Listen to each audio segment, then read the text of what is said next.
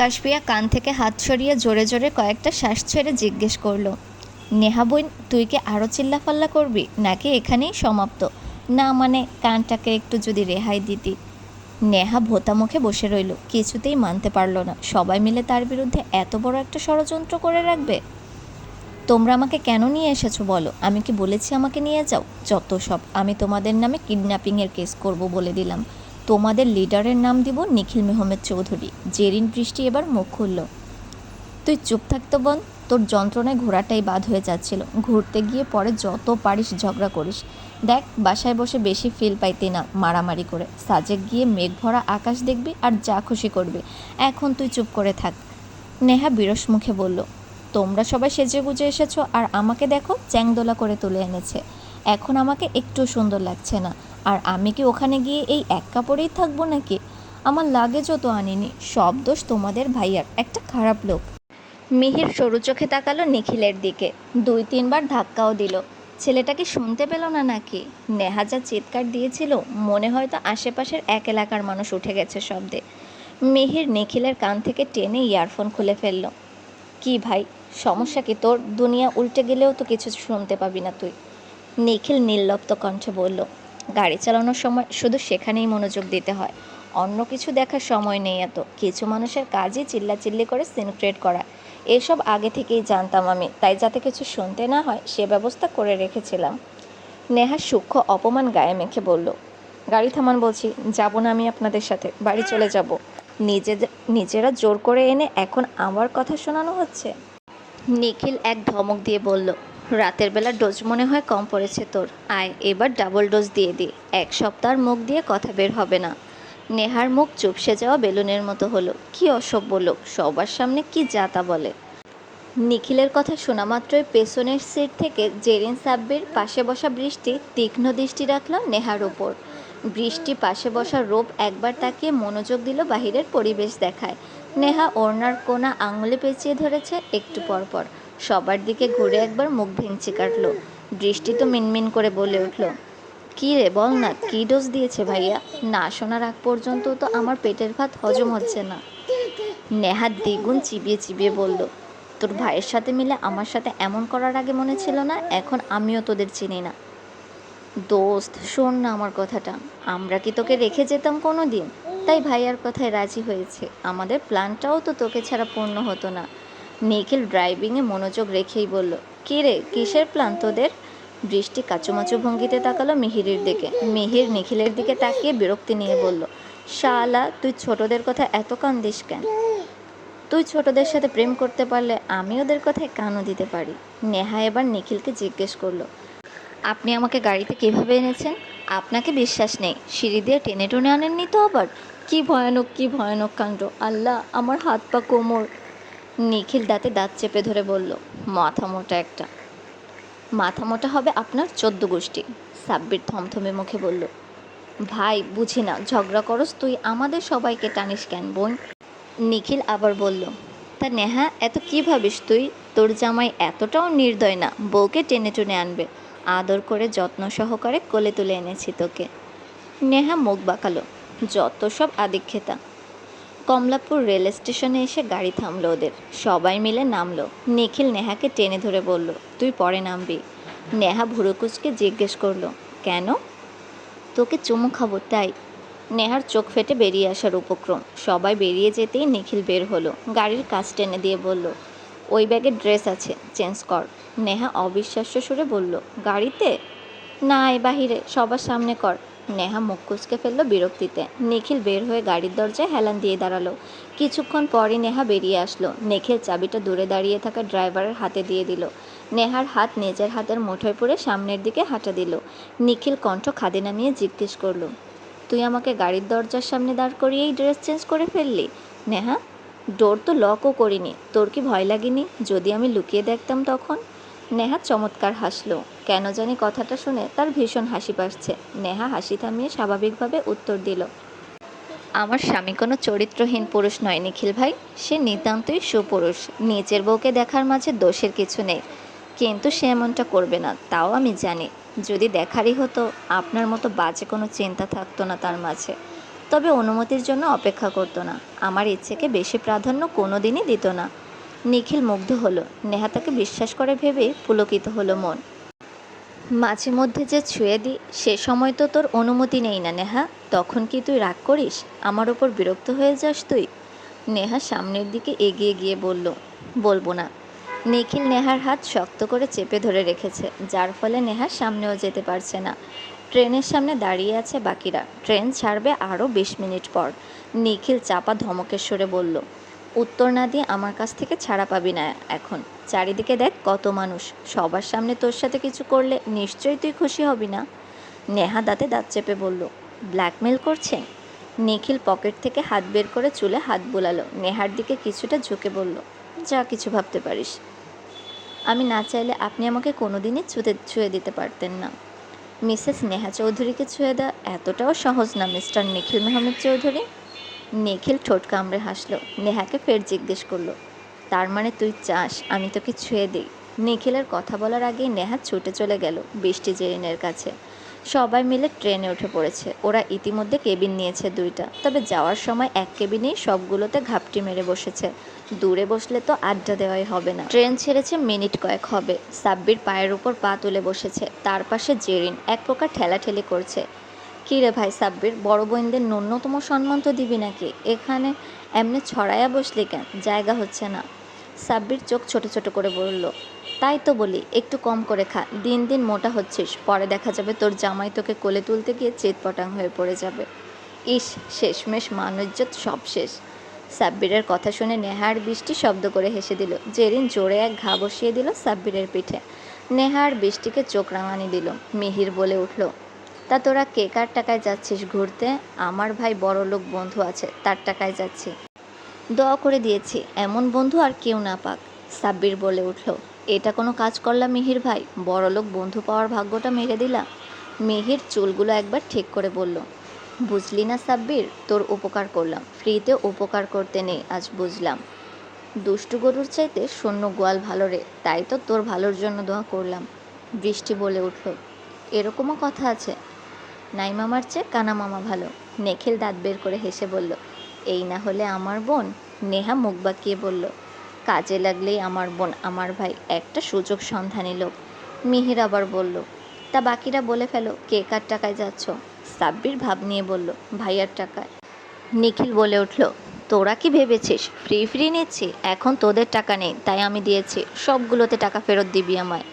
সাব্বির 32 কপাটি বের করে বলল, ভাইয়া একবার বিয়েটা করে নিই, শ্বশুর বাড়ি থেকে যৌতুক নিয়েই তোমার টাকা পরিশোধ করে দিব।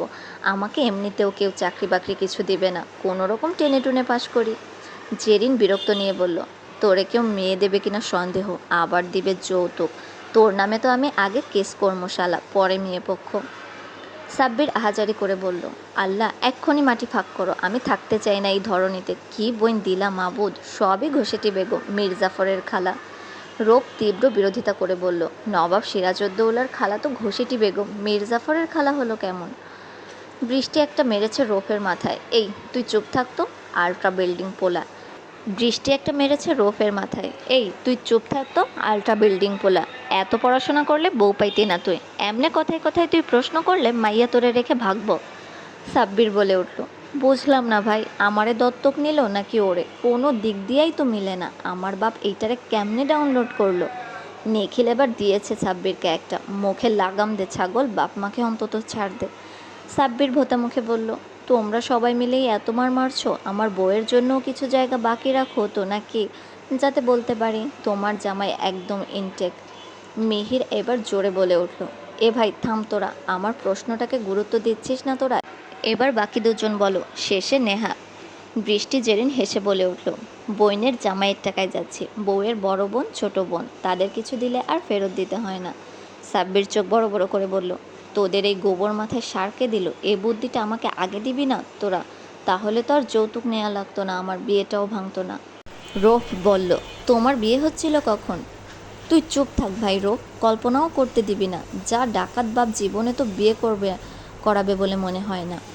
মিহির নেহার দিকে তাকালো। নিখিল ও কৌতূহল নিয়ে তাকালো। নেহা ভাব নিয়ে কপালের চুলগুলো সরালো, স্বাভাবিকভাবে বলল, নিজের টাকায় যাচ্ছি, তোমাদের মতো অন্যের টাকায় যাই না আমি। বিস্ময়ে হা হয়ে গেল সবাই। নিখিল ভুরু কুঁচকে তাকালো। মিহির জিজ্ঞেস করলো, কিভাবে হলো? বিয়ে করার পর স্বামীর যা, স্ত্রীরও তা। তার মানে নিখিল ভাইয়ের সব টাকা আমার, তো হলো না আমার টাকায় যাওয়া? সাব্বির বাহবা জানিয়ে বলল, হ্যাঁ বোন, আমি বিশ্বাস করলাম তোর ঘটে সবজি চাষ হয়েছে। রাত প্রায় 10টা। নেহাকে ঘুম থেকে জাগালো বৃষ্টি। মেয়েটা এত ঘুম কাতরে, সব জায়গায় ঘুমায়। তার সরকারি বালিশ নিখিল ভাই। রিসোর্টের সামনে এসে নেমেছে তারা। খোলা ছাউনির জিপ থেকে ব্যাগপত্র নামিয়ে নিয়েছে যে যারটা। কটেজের মতো ঘরগুলো ভাড়া নিয়েছে ওরা। নেহা হাই তুলতে তুলতে জিজ্ঞেস করলো, আমার রুম কোনটা বলো, আমি ঘুমাবো। সকলে যেন ভূত দেখার মতো চমকালো। পুরো রাস্তা ঘুমিয়ে কি এর হয়নি নাকি? পাহাড়ি রাস্তা দিয়ে আসার সময় সবার যান যায় যায় অবস্থা, আর এই মেয়ে পড়ে পড়ে ঘুমিয়েছে। নিখিল জিজ্ঞেস করে, আরও ঘুমাবি তুই? তাহলে যা, ওই রুমটা তোর। খুশিতে লাফিয়ে ছুটল ওদিকে নেহা। যাক শান্তি, অন্তত কয়েকদিন নিখিল ভাইয়ের জ্বালাতন থেকে বাঁচা যাবে। একা একা চিলমুড়ে ঘুমাতে পারবে। নেহার ভাবনায় পানি ঢেলে নিখিল এসে হাজির রুমে। নেহা ঠোঁট উল্টে বলল, আমার রুমে আপনি কেন এসেছেন? নিখিল লাগেজটা সাইডে রেখে খাটের উপর শটান হয়ে শুয়ে পড়ল। তো ট্রেনের লজিকটাই আমাকে এখানে এনেছে। নিখিল নেহার ঠোঁট আঙুল দিয়ে চেপে ধরে বলে, একদম বকবক করবি না আর। পুরো রাস্তা আমার ওপর ঘুমিয়েছিস, গা হাত পা ব্যথা হয়ে গেছে। ছোটোখাটো একটা হাতিকে নিজের উপর ঘুমোতে দিতে কে বলেছে আপনাকে? যখন ঘুমিয়েছিলাম তখন ফেলে দিলেই পারতেন। অভিমানে টইটুম্বুর হলো নেহা। গাল ফুলিয়ে চলে গেল কটেজ সংলগ্ন বারান্দায়। পাহাড়ের উঁচুতে নির্মিত এই ঘরগুলো। নিচে যতদূর চোখ যায় অন্ধকার ছাড়া কিছু নেই। কিছুক্ষণ পর নেহা বুঝতে পারল পেছন থেকে কেউ তাকে জড়িয়ে ধরেছে। মানুষটি অতি পরিচিত নেহার। তার গায়ের পুরুষালী সুবাসটা বরাবরই নেহাকে টেনে নিয়ে যায় অন্য কোনো জগতে। তবুও এ নেহার অভিমানী মন দূরে সরাতে চাইল মানুষটিকে। ছাড়ুন। নিখিল নেহার ঘাড়ে থুতনি ঠেকিয়ে বলল, না। নিখিল নেহাকে নিচের দিকে ঘোরালো। নিচের ওষ্ঠ দ্বারা ছুঁয়ে দিল নেহার ললাট। মেয়েটি কেঁপে উঠল কিছুটা। সামান্য কথা এত অভিমান করলে চলে অবুঝ পাখি? নেহা মুখ ঘুরিয়ে নেয়। নিখিল নেহাকে ঘুরিয়ে শক্ত করে জড়িয়ে ধরে। মিহির সুরে ফিসফিস করে বলে, তুই তো এতটাও বোকা না, জেনে বুঝে দূরত্ব বাড়িয়ে কষ্ট দে আমায়। হারিয়ে গেলে তখন খুঁজেও লাভ হবে না। নেহা এবার নিখিলের শার্ট খামচে ধরে পেছন থেকে। নিখিল হাসে। বুকের মাঝে গুটিয়ে থাকে নেহা। নিখিল নেহার কানের কাছে মুখ নিয়ে ফিসফিসিয়ে জিজ্ঞেস করে, আমাকে হারিয়ে ফেলার এত ভয় কেন তোর? ভালোবাসিস আমাকে? নেহা চট করে মাথা তুলে উল্টো প্রশ্ন করে, আপনি আমাকে ভালোবাসেন কি না আগে বলুন।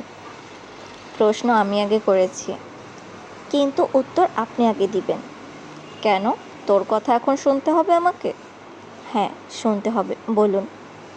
একদম ঝগড়া করবি না নেহা। রোম্যান্স করার টাইমে তুই ঝগড়া করিস, এত আনরোমান্টিক কেন তুই? কথা ঘুরাবেন না নিখিল ভাই। আমি কথা ঘুরাই? ঝগড়ুটে একটা। দেখুন দেখুন, ভালো হবে না বলছি।